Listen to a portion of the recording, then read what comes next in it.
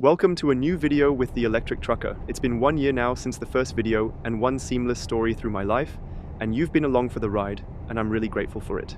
And as always, we're picking up right where we left off last week. I started today with 86% battery. It's going to be a bit stressful because I've got 5 delivery stops. The first one is in Munich at a fire station. At fire stations, there is usually plenty of space out front, though I don't think you're supposed to block it. So we'll see how that goes. After that, it's straight up north, but I haven't checked exactly where I'll need to unload. I'll just figure it out when I get there. I set off around 4:30 this morning. It's 5 now, so I've got some ground to cover today. Lots of city traffic in Munich, and back there was the old Charge X office, and just up ahead is our current one. And in this very same street, I actually did my banking apprenticeship for 3.5 years.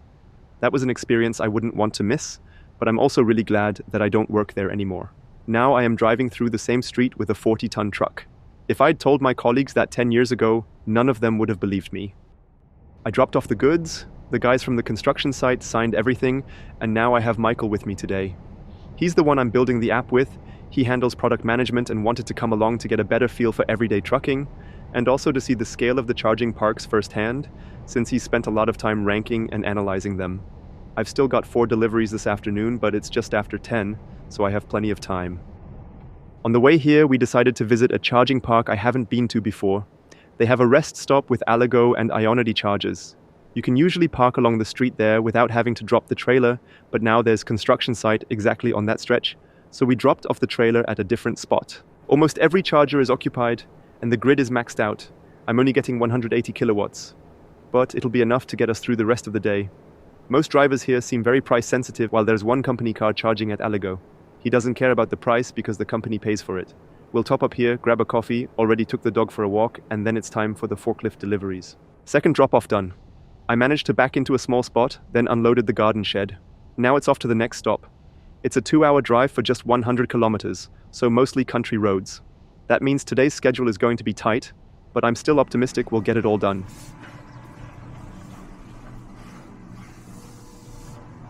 Ja, geht ganz gut. I've gotten into a routine with the forklift, and that's been super satisfying when everything works smoothly. But now comes the dilemma. It's not possible to reach the other 2 drop-offs within my driving time.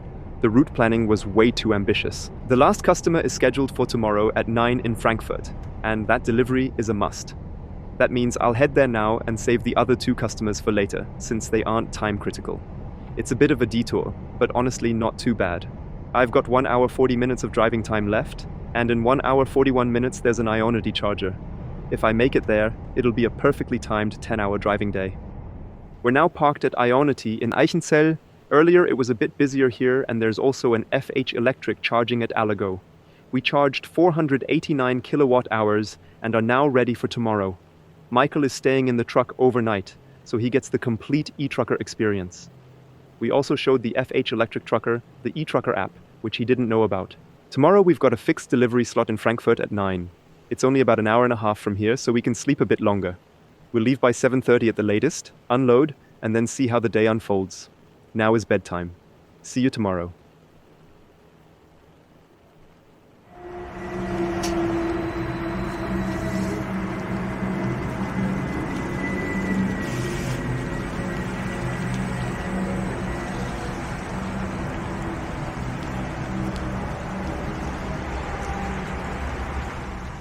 Good morning. It's just after 8, and we will be in Frankfurt at 8:45 for a construction site delivery. And unloading in big cities isn't too bad, since the streets are usually multi-lane. I'm right in the middle of Frankfurt, next to the main train station. The tricky part in the city aren't the narrow streets, but more the unexpected construction sites. If barriers are set up sloppily, things can get really narrow. I'm parked half legally on the bike lane, because the Tesla that is just passing by blocked the unloading zone, so I had to improvise. I've already finished unloading, closed up the trailer, and the forklift is parked behind the truck with the pallet. I'm just waiting for the workers. I don't want to drop the stuff at the construction site without them.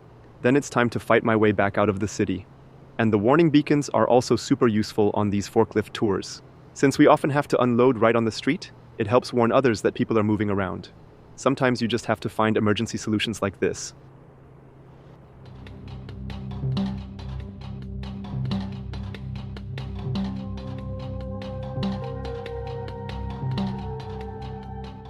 Now I just need to get out of Frankfurt. Hopefully the GPS gives me a smart route.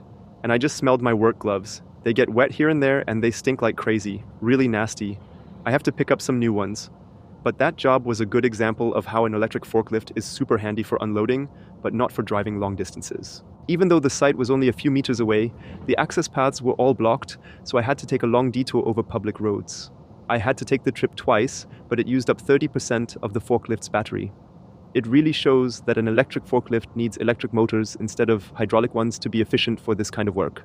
I'm curious when we'll get an optimized electric forklift that handles this better. But I still have enough battery left for the other 2 deliveries today. As long as you recharge overnight and don't have 10 jobs like this in a row, it works, but it does feel like wasted energy. I'm now driving several hundred kilometers east. I could technically make it within my driving hours, but of course I want to take a lunch break. The truck shows 570 kilometers range remaining, which is more than enough.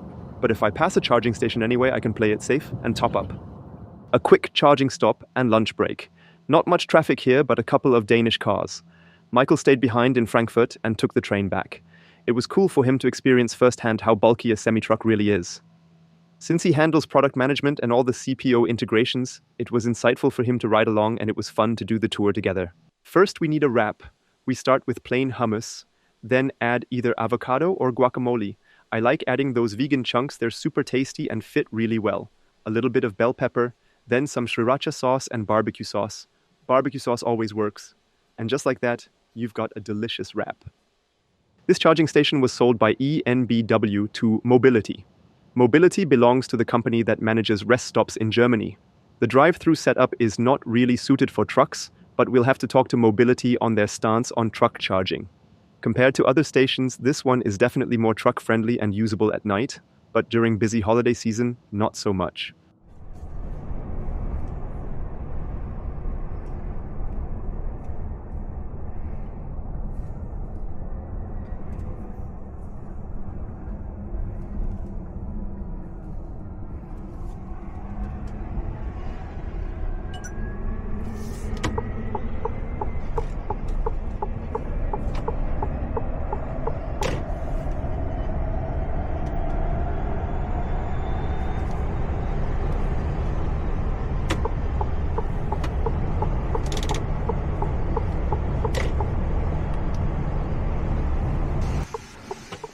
That was the last delivery in a small village.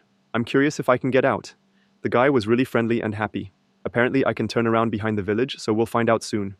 With the eActros, you can also activate hill hold by pressing the brake firmly so the truck won't roll back. Really cool feature. Here's the turning area, and it looks like we can make it.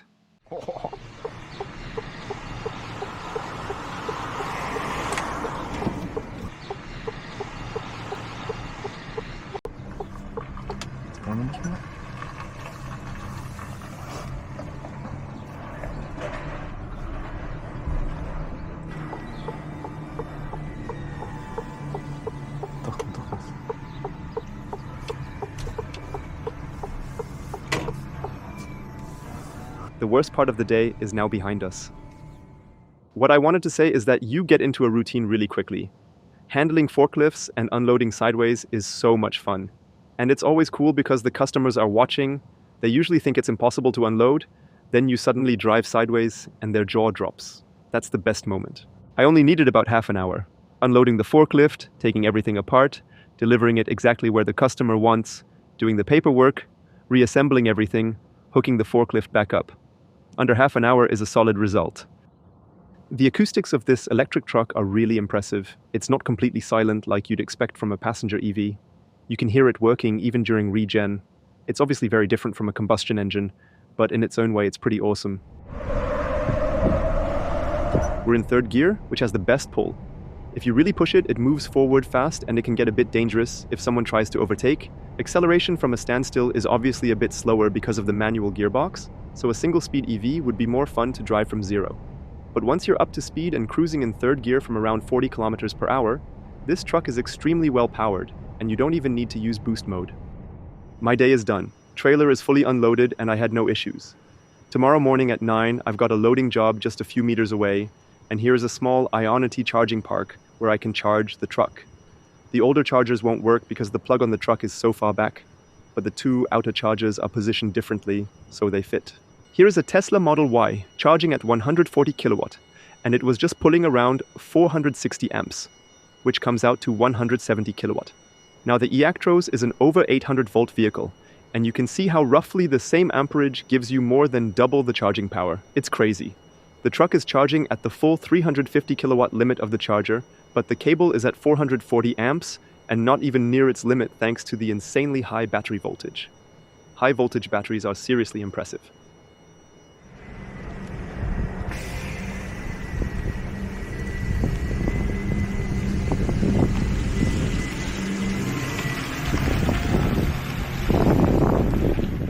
I just drove here, only about 10 minutes away. I got here at 9 and now I'm just waiting until it's my turn.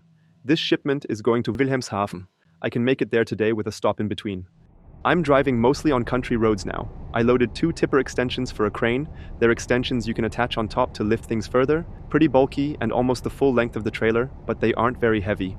I should get there around 5, but I'll need a rest break, so realistically it will be around 6. But they're only there until 1, so I'll drive as far as I can and unload tomorrow morning. I don't need to charge to reach the destination, but if I stop somewhere for 45 minutes, I might as well plug in if it's a good operator. Timing doesn't matter much. I know lots of charging parks are being built, but even more trucks will hit the roads in the next years. That means it's going to get crowded, and the eTrucker app has to manage that in a smart way. Along my route, I have several charging options. I'd pick one that fits well, but if it's not available, I'll just keep going.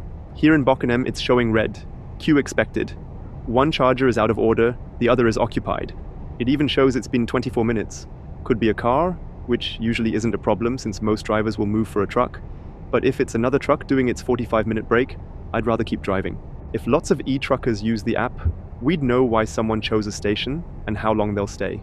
It's really exciting thinking about building an interface for all truckers and improving it. But let's see what is going on at that charging station. Okay, this is a special situation because everything is being dug up here and the charging points aren't available.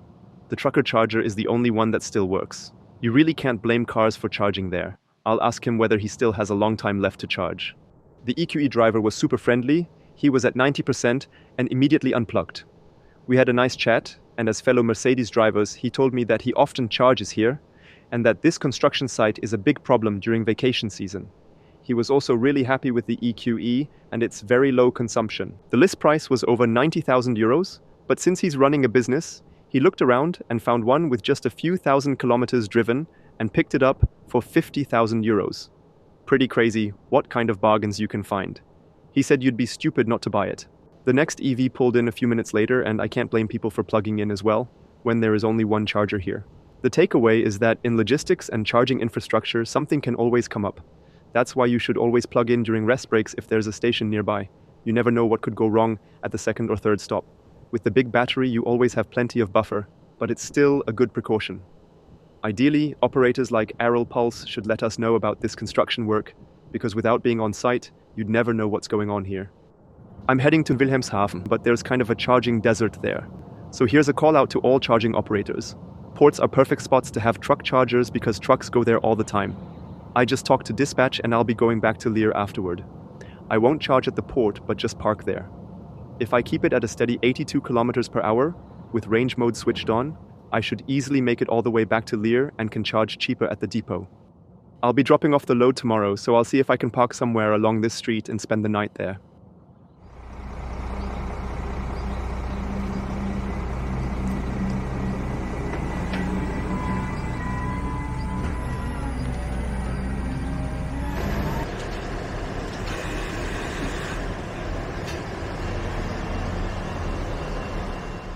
I'm unloaded. Took a little longer than expected, but no big deal. Now I'm heading back to Leer. Range isn't an issue at all. I still got 490 kilometers left and it's only 70 kilometers to go. Once I'm back, I'll tidy everything up. Drop the trailer, clean it, unload the pallets, charge the forklift. Lots of little tasks to take care of. And then I'll actually stop driving the eActros for a while. As I mentioned in the last video, this weekend is the Truck Grand Prix at the Nurburg Ring. And Iveco invited me to bring my truck and spend the weekend there. I'll be sleeping in the truck, so basically like any other weekend, just in a much cooler setting. I'm back at the yard and now comes the logistical master plan. This truck will stay here for a few days, and I'm switching over to this beautiful Iveco. I've never driven this one before because it's brand new, less than 1,000 kilometers on it.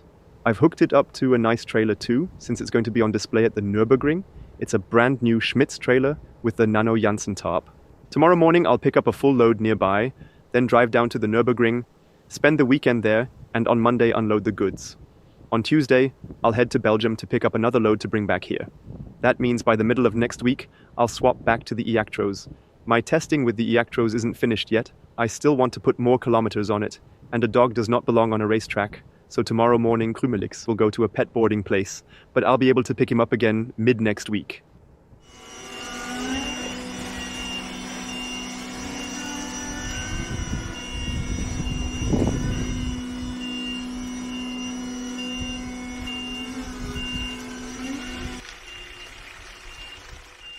It's Friday. I'm sitting in the Iveco SE way and I'm about to start my tour. My first destination is a warehouse south of Oldenburg with 33 pallets. Right away, it feels unusual to have normal mirrors.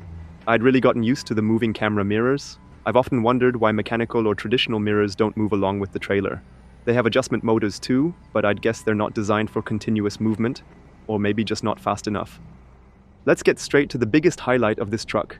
You pull onto the highway and this thing just takes off like crazy. Even uphill with the highway still a bit away, we're already at 80 kilometers per hour. It's awesome. Of course, the trailer is empty right now, but the power is just brutal. It's got an electric axle, 2 electric motors, a single-speed transmission, so no gearbox, no interruption of power. Honestly, it's a dream to drive. But there are a few downsides. In terms of consumption, it's less efficient than some of the others, but that's not really a fair comparison since it's an older concept with the classic cab and normal mirrors. And it doesn't have an eco mode, so you can't line it up one-to-one with the newer models. But it drives unbelievably well, and it's a lot of fun. The downside is the driver assistance systems. It doesn't have adaptive cruise control or lane keeping assist, so it's very manual driving. Other than that, I keep noticing how much I like the packaging of this truck.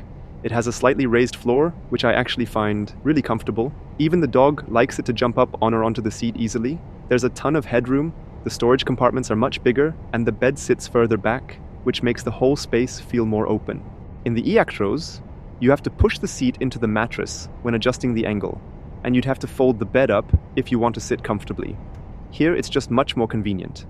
The steering wheel adjustment is a small drawback, because it doesn't extend quite as far as I'd like, but that's just something to get used to. And yesterday I installed a software update. This truck gets over-the-air updates, and after the update it now has full navigation. Before it only showed a map, but now you can actually search for places and even create a multi-stop route. There's also a button for charging stations. Then you can see the charging stations, the operator, address, opening hours. You can select one, hit start, and it gives you the map view, your position, the distance, and estimated arrival time. And for the trailer, you can configure length, weight, and more. We're starting this trip with a challenge because the battery was not full, but at 80%. This truck has a gross battery capacity of 738 kilowatt hours, but only 550 kilowatt hours of that are usable.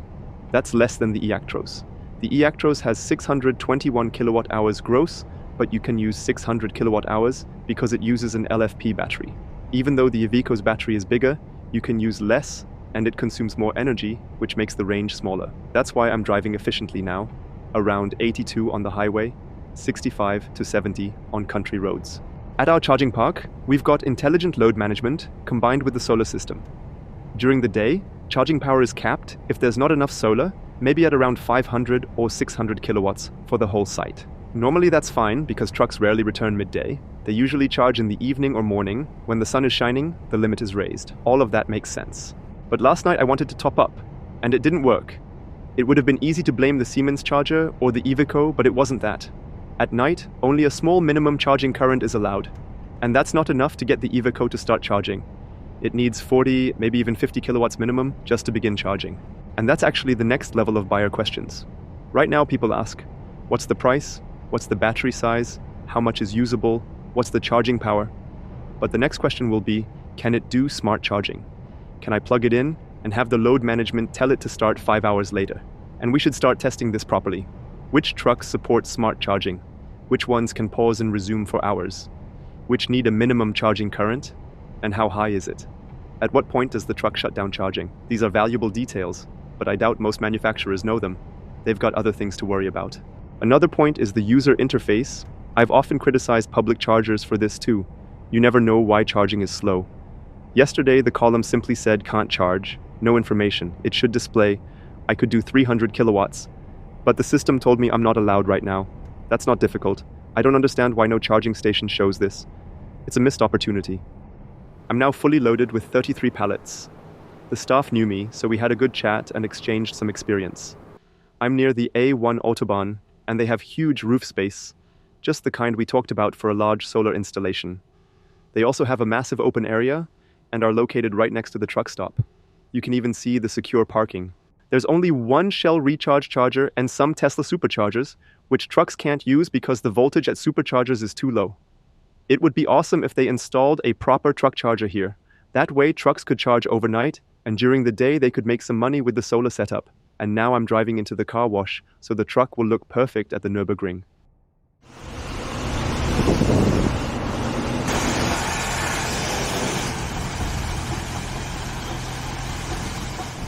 Before I get to the Nurburg Ring, I need a rest break, and of course I'll combine that with a charging session.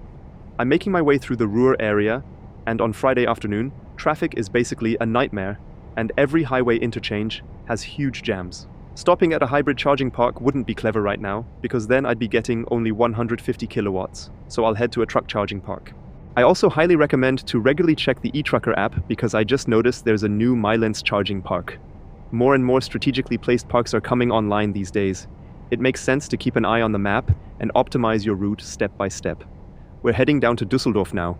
You can see that the car charging parks are available and the drive-through solution is free. I'm now in Dusseldorf at the truck charging station. It started at 300 kilowatts and is holding at 280 kilowatts. I'm not sure why, but overall it's reliable. I'm definitely not going to charge it fully because I assume there will be some mobile DC charger available for me at the Nurburg Ring. I have a few tours scheduled for next week and already have the freight documents, but honestly I'm not really in the mood. I'm about to call dispatch and say, I'm doing what I want. I'll just go somewhere and maybe drop the goods from the trailer. It doesn't really matter, because I have a new role model, Friedrich Merz, who recently said the following. Deutschland hat ungefähr 1% der Weltbevölkerung. Wir stellen ungefähr 2% des Problems dar, was CO2-Emissionen betrifft. Selbst wenn wir alle zusammen morgen am Tag klimaneutral wären in Deutschland, würde keine einzige Naturkatastrophe auf dieser Welt weniger geschehen, würde kein einziger Waldbrand weniger geschehen, würde keine einzige Überschwemmung in Texas weniger geschehen. And I take our chancellor to heart. At Nano Janssen, we have 50 trucks and I happen to drive one of them. The emissions from the trucks I drive are roughly the same 2% as Germany contributes globally. That means it doesn't really matter if I'm on time, late, rude to customers, or even if I lose the goods. It's all irrelevant. It's just 2%. Next, I might call the tax office because I also pay income tax like any citizen, and that's something like 0.000001% of the total taxes in Germany. It's tiny. My tax alone could never build a new bridge or renew infrastructure, so I'm not making a meaningful contribution. Why pay my taxes at all? This highlights how absurd the argument is that Germany isn't responsible for climate action. Yes, we're only 2%, but we're among the top 6 countries contributing emissions. And it's not the rich countries suffering the worst consequences.